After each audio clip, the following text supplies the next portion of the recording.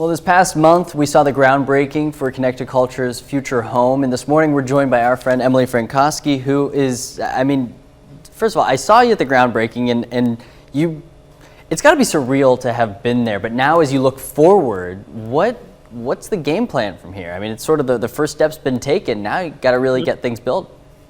Yeah, I mean, just even driving by, you can see a world of change. I mean, just after that first week, a couple days after the groundbreaking, I went past, and basically all of the pavement was up, and there was a huge hole.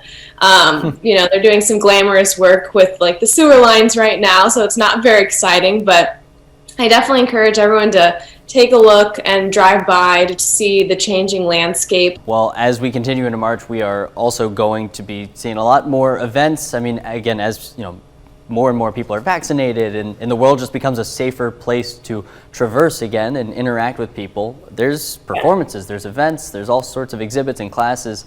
So I want to start with performance coming up in the month of March. Maybe you could tell us about a few of them.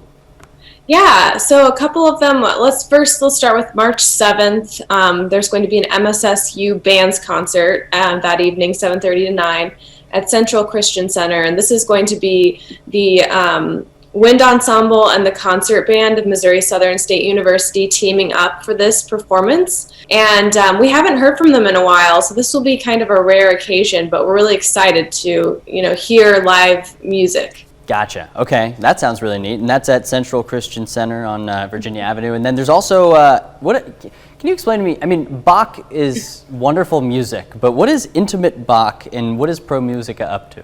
Yeah, so Pro Musica recently has been doing a variety of virtual performances in collaboration with the Chamber Music Society of Lincoln Center. So they have access to stream those live, and they're all free. So all you have to do is register online at promusicajoplin.org. And Intimate Bach will basically be a variety of professional musicians playing his music. And if you are a fan, then this is the event for you. That's so cool. Okay, so we got an online event and an in-person event there. Now, I guess those are performances, but I mean, there's more events just as a whole that are happening, including bingo night at the Mineral Museum.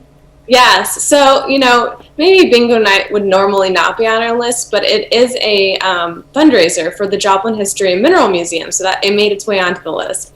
It's going to be March 6th from 5:30 to 8:30.